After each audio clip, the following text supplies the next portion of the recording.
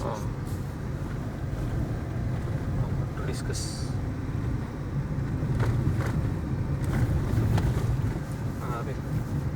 We have to discuss today on the features of the Tiago EV. Okay, Tiago. I have found one flaw in this car. The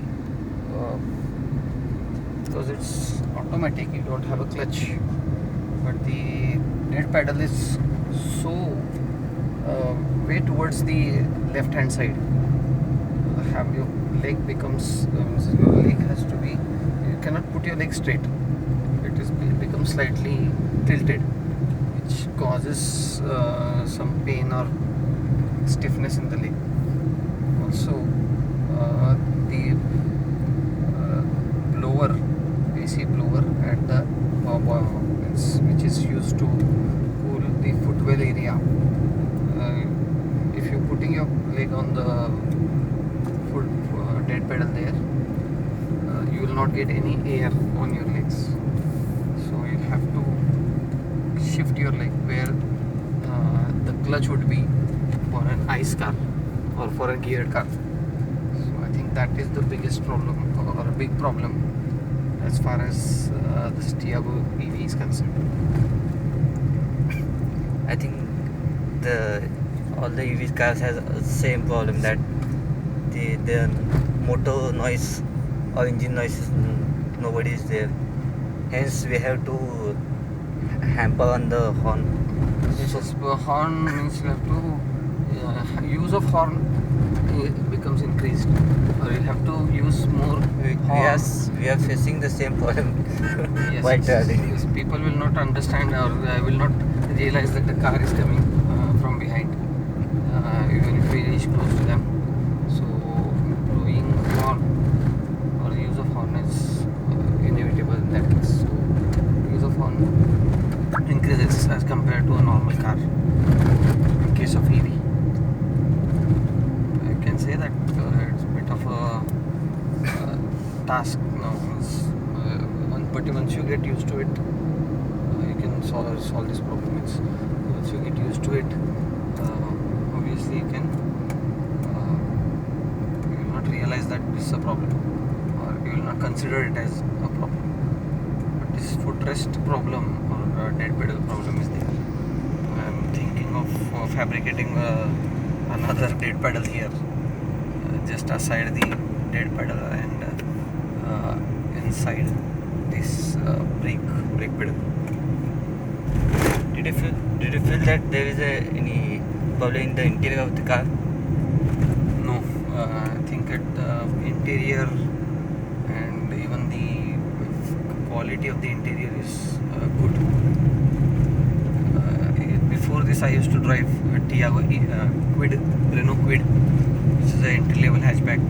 Compared to that, this is luxurious.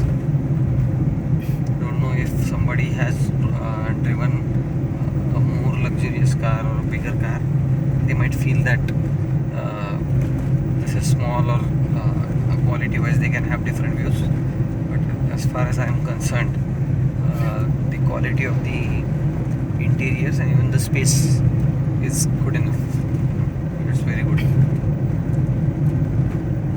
How you compare this Tiago EV with the other electric vehicles available in the I have market? not driven many electric vehicles apart from Tiago. Only two electric vehicles I have driven already. That is Tigor and Nexon. That too, the distance covered was not so much. But with Nexon EV, I felt that the space and the car is a grand car. It's a big car.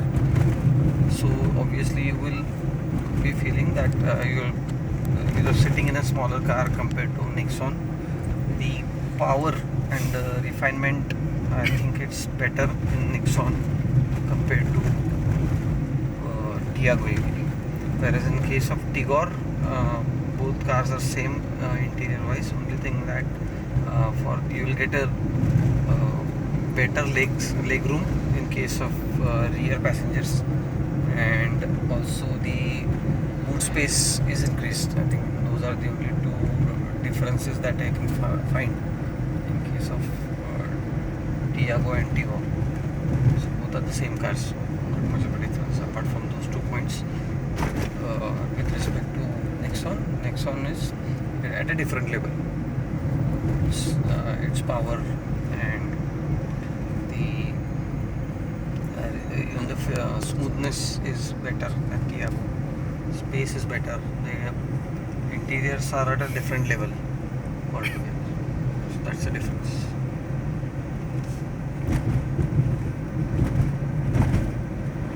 Although we have discussed about the range and coverage of the car in one chart earlier, uh, rather than this, what will you suggest to check or uh, to gain some knowledge about the electric vehicles before purchasing it? Most important thing is if I am purchasing a new electric vehicle or if I am opting for an EV.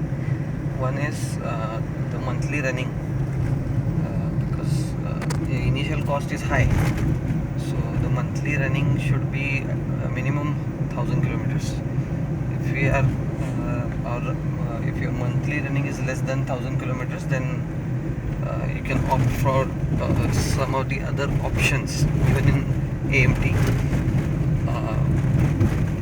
which are at least 1.5 to 2 lakh rupees economical than this particular than an EV. I think Tiago EV is the most economical EV or most affordable EV at this point in time. So the running that you're going to do, that you'll have to consider. Secondly, the nature of your travel is important. Means if you are doing a to and fro, up and down traveling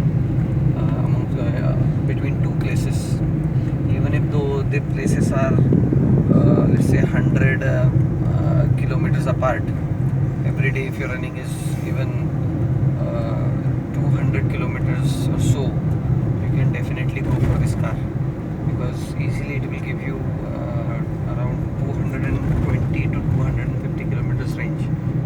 So you can go for that. If your running is not fixed, means every day if you're running, you're going at a different places, and in that case also, if your running is more than 220 odd kilometers, so in that case it's going to be a difficult choice whether to go for EV or not. In that case, my suggestion would be to go for, if your budget allows you to go for the EVs which are providing higher range, like Nexon EV Max or so. Otherwise, if the running is overall running is going to be somewhere around 200 kilometers, and occasionally if you're doing long runs, then this EV use of this EV is not going to be a problem, because one thing that is important is you cannot go for fast charging all the time. After every 4 fast charging cycles, you'll have to go for at least one slow charging cycle, so as to maintain the life of the battery or maintain the battery in a proper way. If you're not if your running is not fixed, and if it is more than say 220 odd kilometers, occasionally you might have to every day you have to charge your vehicle outside maybe, and using fast charging. So you'll have to think over that. If it is a fixed pattern, means to and fro running, definitely you can go for electric vehicles.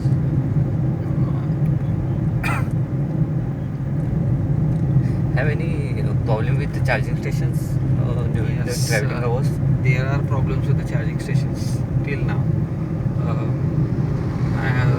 I have Tata Power charging app in my mobile. So recently I had done one trip to Nasik, outside Nasik. The distance traveled on the first day was 350 kilometers.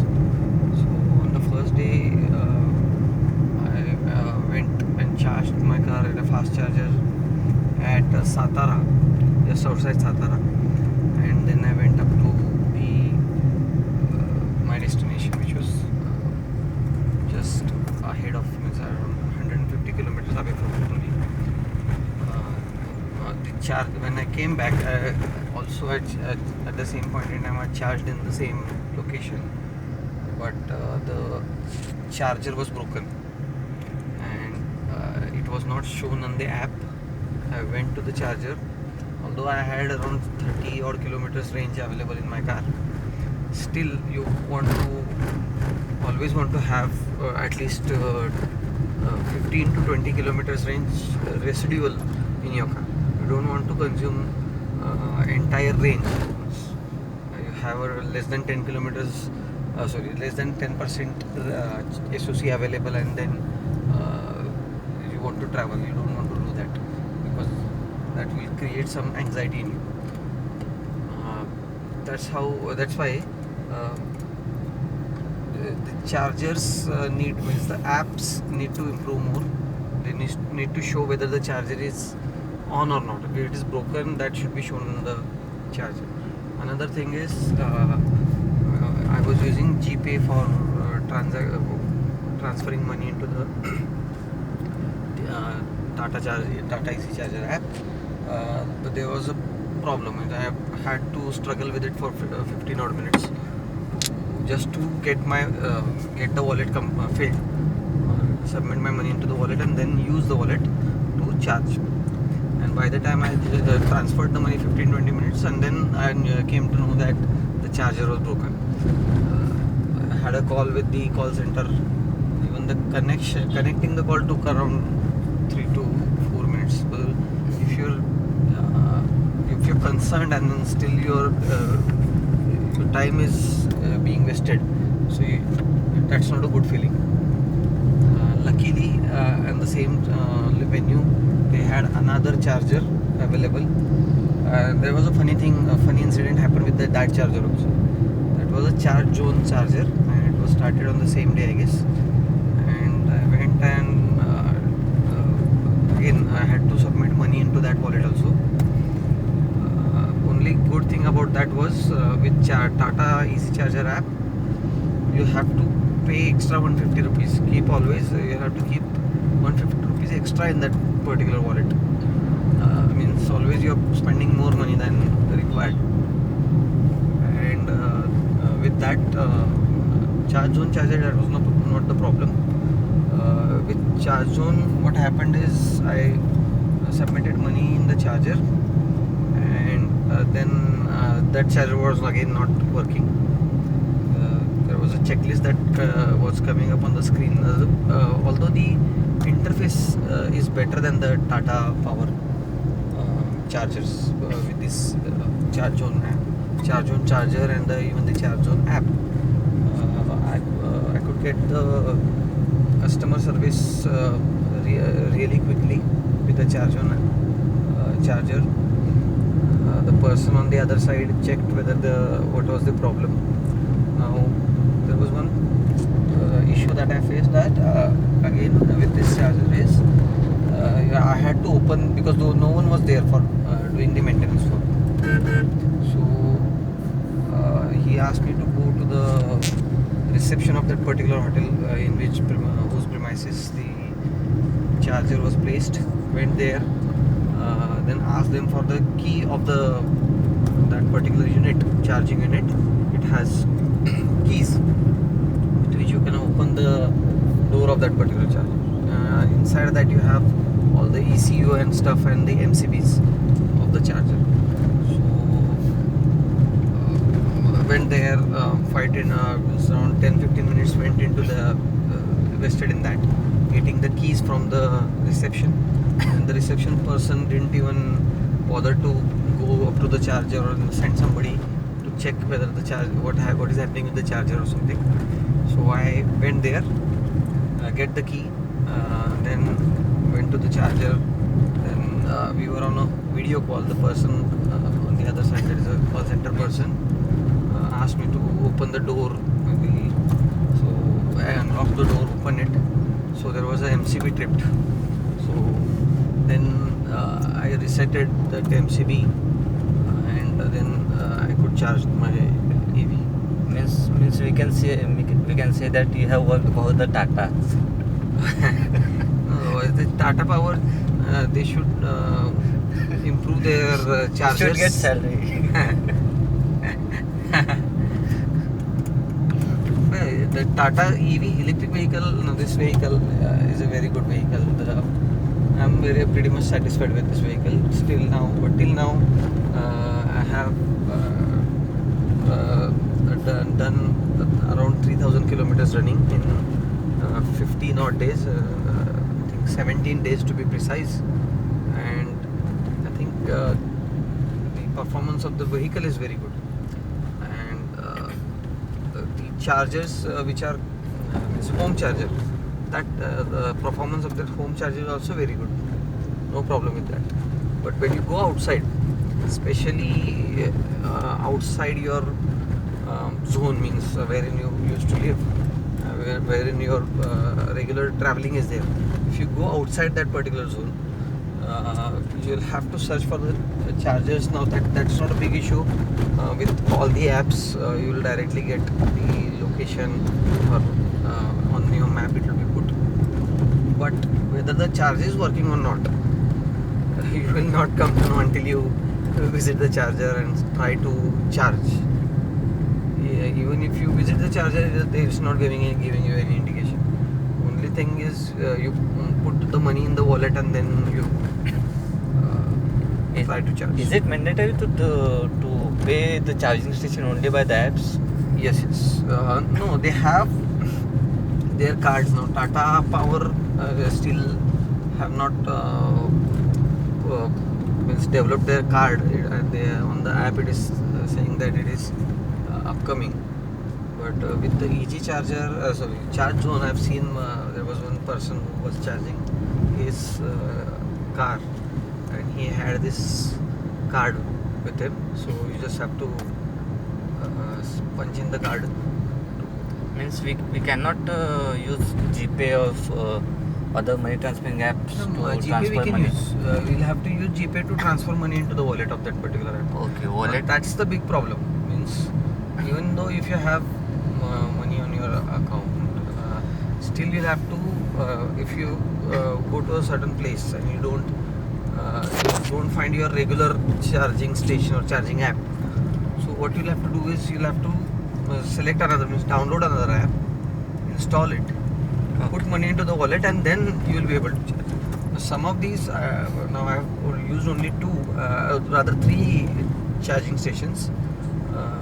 Two fast charging stations from Tata Power, and Charge Zone, and there was one slow charging by Ather, which was in my place only. So I didn't have the my charger, home charger installed by then. So first 3 or 4 days I used fast charging and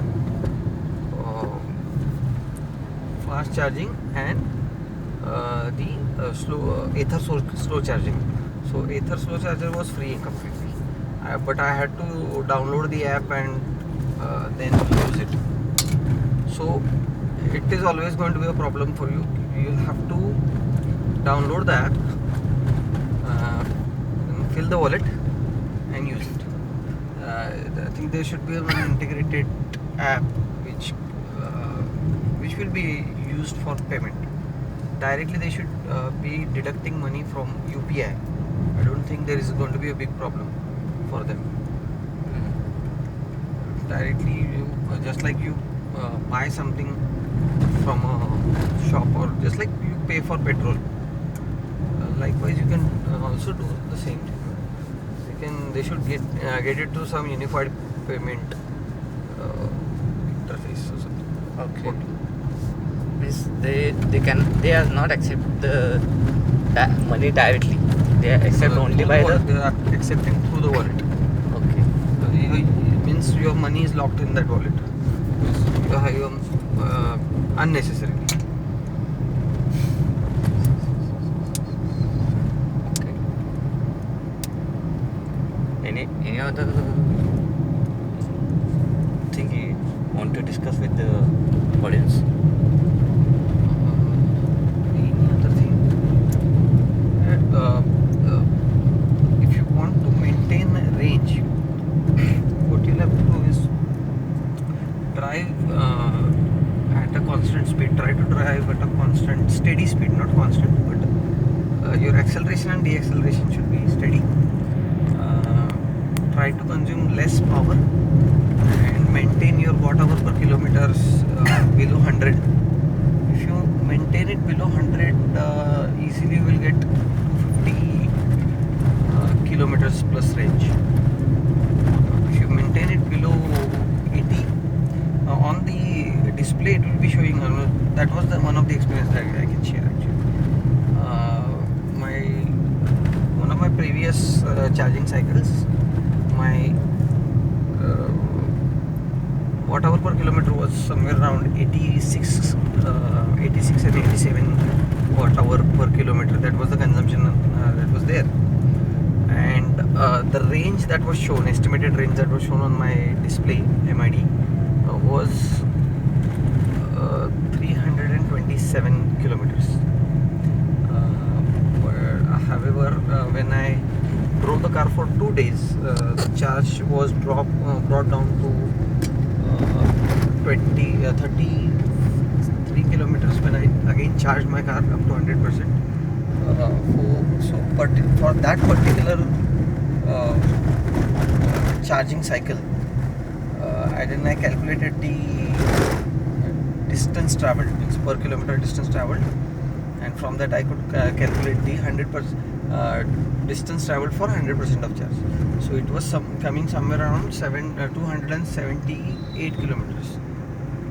So even with that economical driving, or that steady driving, my maximum range that I could get was 270 or 280 kilometers, when the MID was showing 326 kilometer range.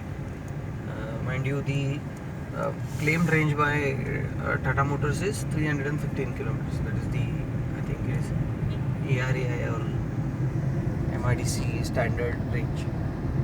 So for that I have, there is a bit of a tolerance that you will have to consider between the estimated range and the actual range that you will get. And another thing is AC. Whenever you use AC, it actually, your range in the MID actually drops by minimum 10%. 10 to 15% range will be consumed by SOC. That is, SOC required for 10 to 15% of your total distance will be consumed by AC. So that's one thing that you can actually keep an eye on or take care of, and you can actually get better range from this car. But I think getting range in excess of 280 kilometers is pretty difficult in the normal circumstances. That's about it. Maybe there's, if the region wherein you're driving has slopes or downward slope, you will regain the range. In that case, you will be able to get a good range.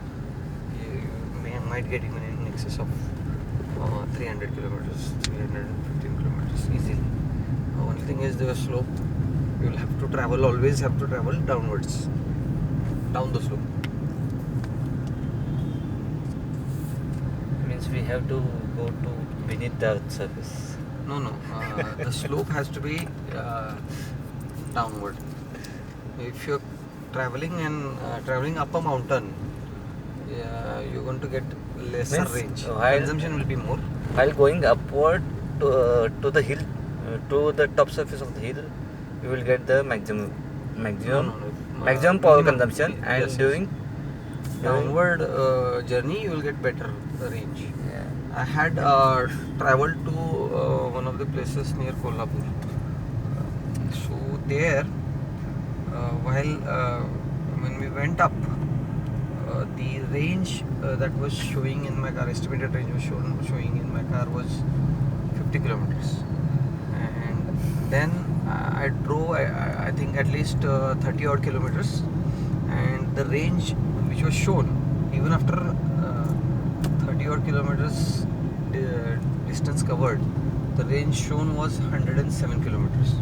So we gained those 57 plus 30 kilometers, 30 odd kilometers, 33 kilometers. So it comes out to be 90 kilometers extra range I got during that journey, because it was a downward journey. Is it we gain the battery recharge Yes, during yes. the down slope? I always use regen level 3 on my car. Only thing is, first 5, if you charge your vehicle up to 100%, up to 97%, if your battery is more than 97, you will not get any recharge. Means, regeneration you will not get. But as your regeneration level, means your SOC goes below 97 up to I guess 94, 95, you will get first level regeneration. Then maybe up to 92, you will get second level regeneration. And when your charge drops below, or SOC drops below 90%, you will get level 3 regeneration. That's about it. Regeneration, if you use, definitely you will get better range.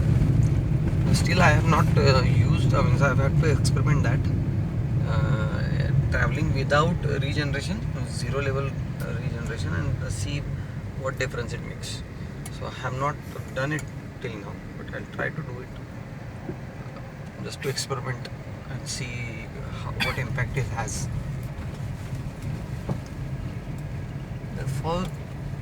For the good range, or for the better range, I thought the driving skills also matters a lot. Yeah, definitely. You have to drive the car light-footed, no hasty acceleration, and even the deceleration. Whenever you're driving, if there is a speed breaker, you want to apply brakes. When you go up to the speed breaker, why to accelerate? So if you start deceleration at about 100 to 200 meters away, just before the speed breaker, or let's say there is a turn, you will have to apply brakes there. So if you can anticipate that and do it, means just lift your feet off the pedal, accelerator pedal, you will get good regeneration. And if you get good regeneration, you will get better range. As simple as that. And also one more advantage that you will get is your brake pads or brake shoes will be saved. There means their life will be increased, because you will not be using a brake. Majorly you will be doing your one pedal driving. You can exercise in this car easily at level 3 regeneration. Easily you can do a single pedal driving. Thank you so much for this valuable information. And in the next video, I would like to get the information about the interiors and not so many about the interior, but about the functioning of the car and about the various parts and accessible buttons I have seen in the car here. Yeah. And about the Android Auto, how to use the Android Auto, the charging, electrical or software features about the cars. Yes.